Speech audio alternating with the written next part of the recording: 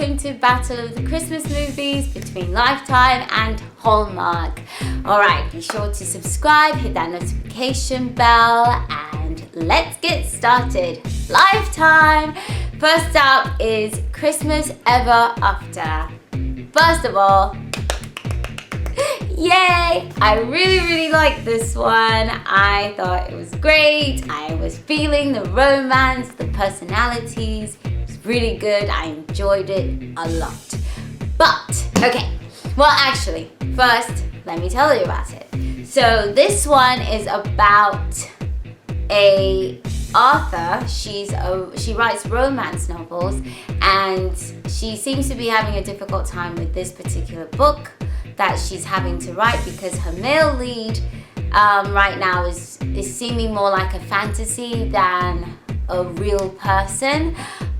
So in order for her to reconnect and try to figure it all out, because she's got a deadline she has to meet with the publishers, she decides to go to her favorite place, like where she goes every year for Christmas. It's this bed and breakfast that she loves so much, like an inn that she really likes a lot. She finds out that the owner is leaving, like retiring and everything. So she's like, oh my gosh, I really got to go there. So she ends up going there, and it turns out the new owner happens to be the old owner's son. But she's really shocked to see him because he looks just like the male lead from her book. So she's like, oh my gosh, he's real. Like, how is this even possible? It's uncanny, like he looks just like the picture. So she's all obsessed trying to, follow him around, like really look at him. She's taking pictures of him because she just could not believe that he's kind of there, like almost like he's real. Her male lead come to life. Anyway, so she's exploring that. She's still trying to finish up her book, but she starts spending time with him, and he likes spending time with her, and they just sort of getting to know each other. He has a daughter, and the daughter grows really fond of her because the daughter is an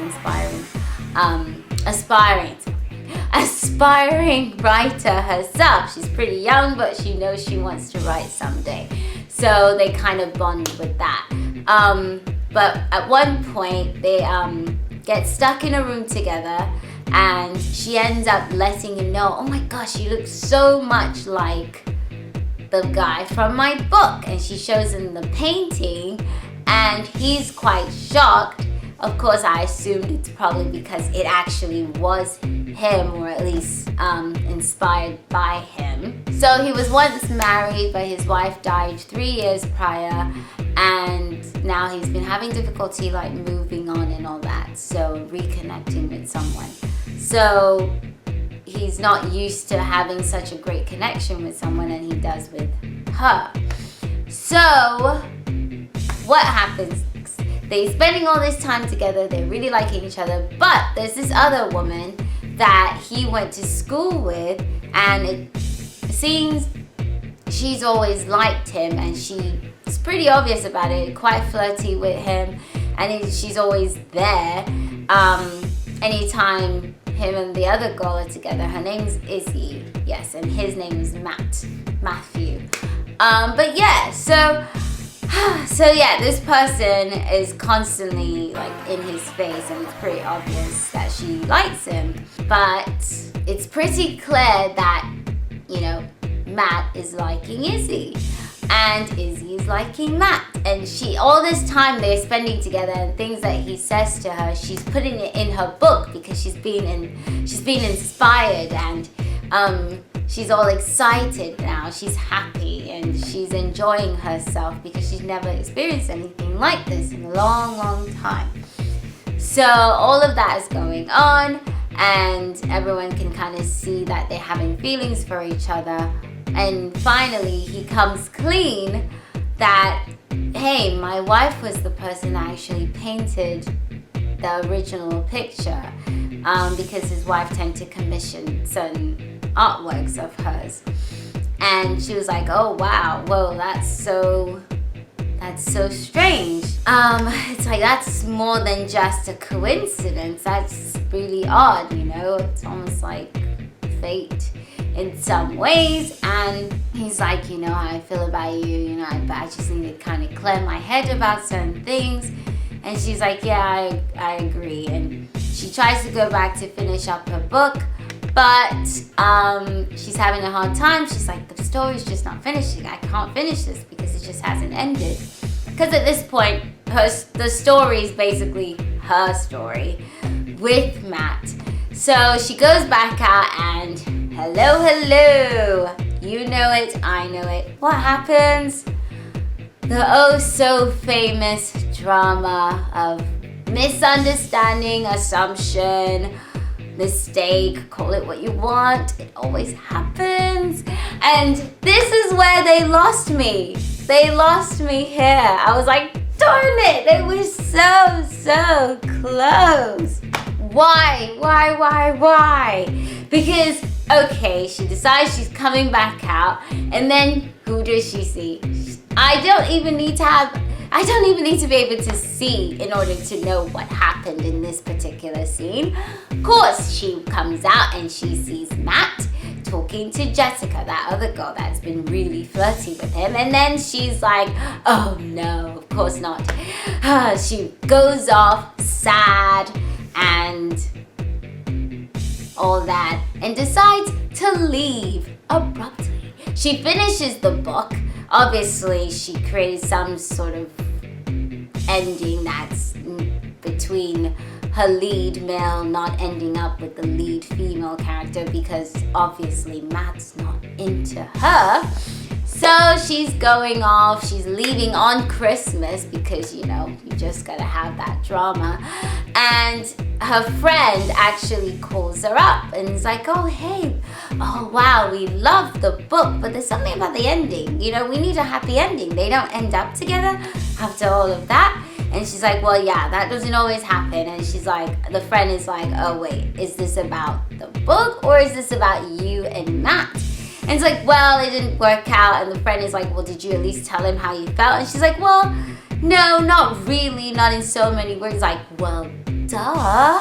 And the friend was like, well, stop the car because this you have to listen to. You always do this, you've opened up, but you need to go all the way. You need to shoot your shot. And she's basically like, okay, you know what? You're right, I'm going to. So she ends up going back. So I was like, thank you, someone with some logic here. So she goes back, she sees him, and he's like, what happened? Because he was really disappointed and hurt that she had left, because his father ended up telling him that, oh, she left. And yeah, he was really sad about that because he was getting ready to let her know how he really felt about her. So anyway, she's like, yeah, I left, but it's only because I saw you talking to Jessica, and I know how she feels about you and all this. And side note, yes, you can like someone, but the feeling does not have to be mutual. The feeling sometimes is not mutual. So just because someone is shooting their shot, constantly flirting with someone, doesn't mean the other person feels the same way. Especially when this person has been having such great connection with you and has somewhat told you that he likes you and just needed some time, to figure things out, because he just saw that his wife's painting is on the cover of the woman's book that he's flirting with now. So yeah, it's kind of a huge thing for him. So anyways, she goes back and she's like, yeah, so there was that going on. And then he's like, well, let me stop you right there. I don't have feelings for Jessica. And the fact that you didn't even trust me enough to come and talk to me about it, and you just left. And then he's like, I don't know if I can do this. In my mind, I was like, well, thank you, another person speaking the truth. It's like, you just assumed that he liked her just because she likes him. It's like, what world are you living in, woman? He's been doing everything but he's been doing everything with you. He's been flirting with you. Like, geez Louise, if you really like someone, at least give them the decency of talking to them and saying, hey, I don't know what's going on or whatever. I don't know. Or at least tell him how you feel. I digress. Anyways, so he says that and she's like, no, please listen. I was always afraid and all this stuff. I always thought the person I needed was some made up Mr. Perfect instead of knowing that there was someone just perfect for me. And he's like, okay, basically forgives her, and he gives her a gift, which is very sentimental, and they end up kissing. And now they got me back because it didn't have this abrupt ending of where they kiss and boom, it's done. I'm like, what the heck? But this one, they kiss and then it shoots up to the next like Christmas time, and it turns out her book actually did really well and they got engaged and they're really spending time together and all this stuff happened. So it didn't have this abrupt ending. And not to say they all do, but I do like when it's not like that because it's kind of like, so I don't know.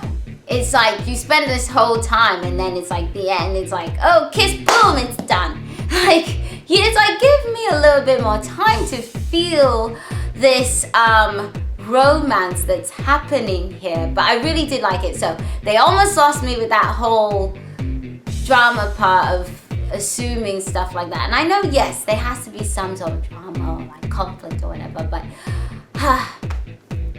one of these days I'm going to write my own, and I really hope I don't do anything like that because I would piss myself off if I do something like that. Like, why did you do it?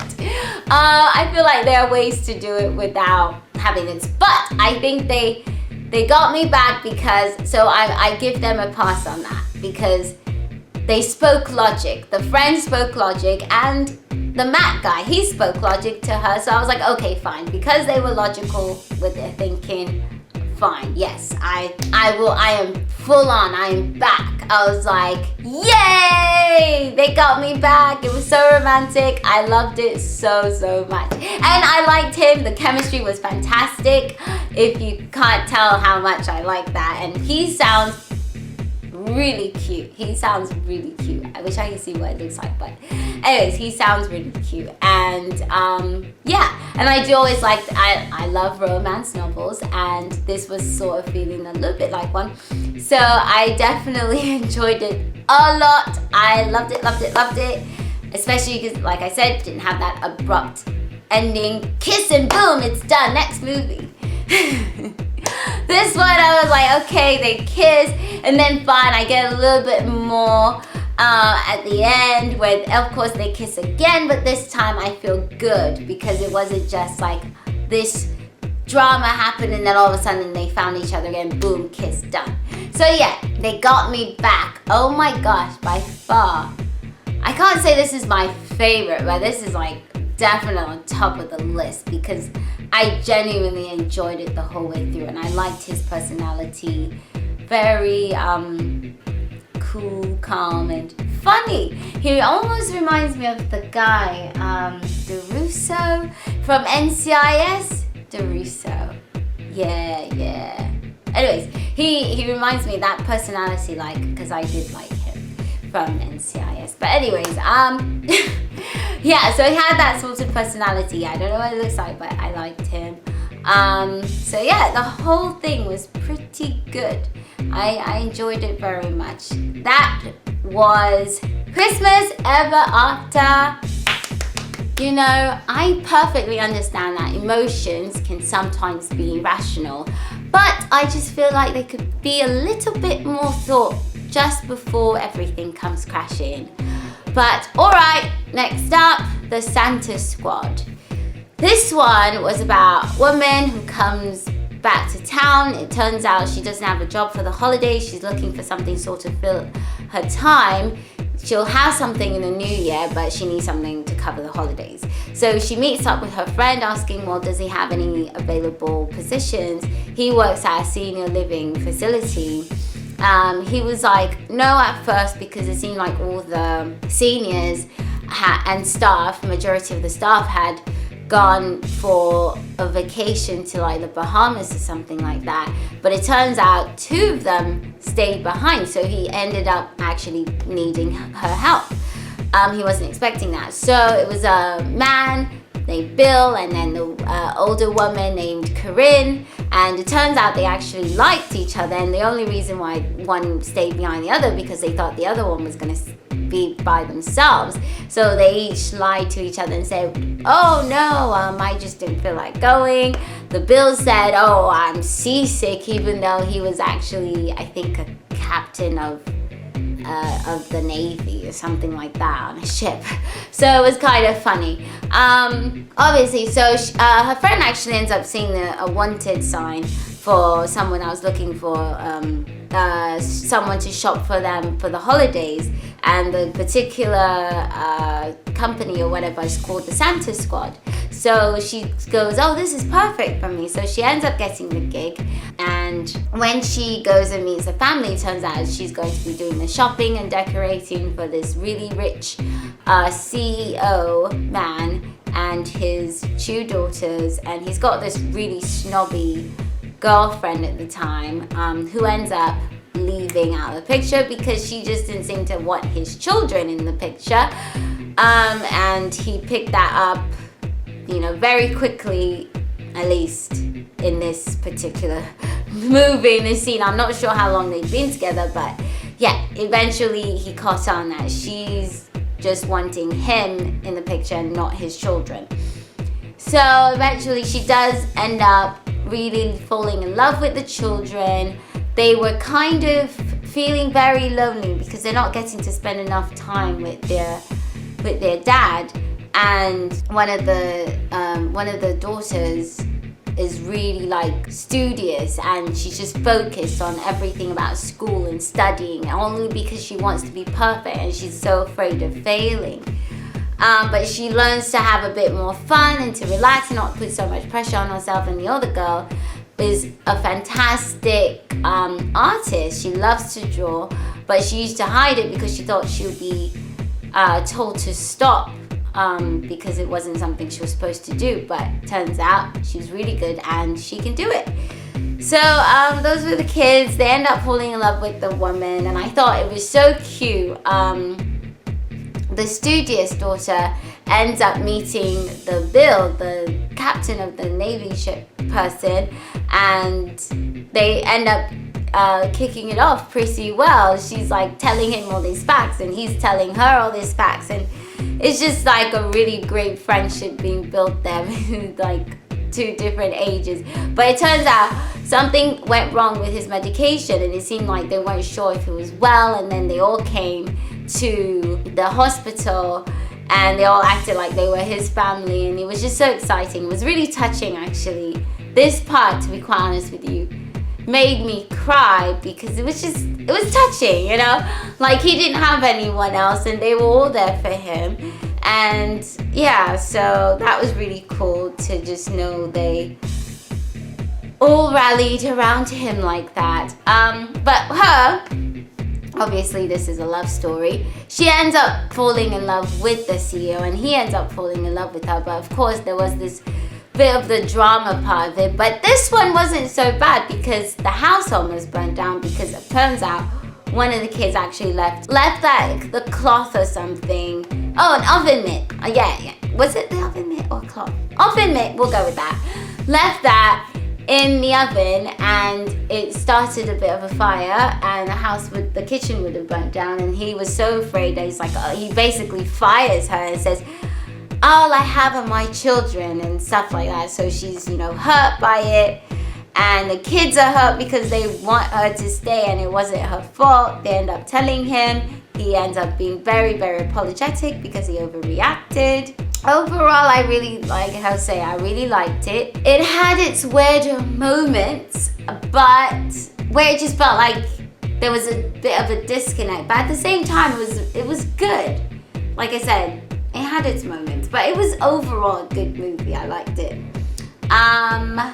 So that is the Santa Squad. Next up, Christmas She Wrote. Now this one's got Danica McKellar, I think, in it, she was the girl that played Winnie in the Wonder Years. Now she's an adult, of course. I realized I've actually seen other Christmas movies with her. I just didn't realize it was her, but I tend to like her movies. She's got really natural acting.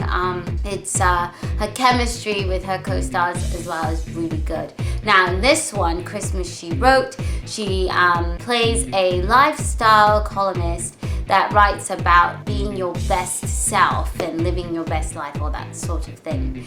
And her company gets a new editor, and that new editor ends up basically firing her because they have to make some cuts, and instead of actually reading her column and trying to do his research on how important she is to the company, he didn't do that. He just said, oh, we need cuts and your salary is far too much.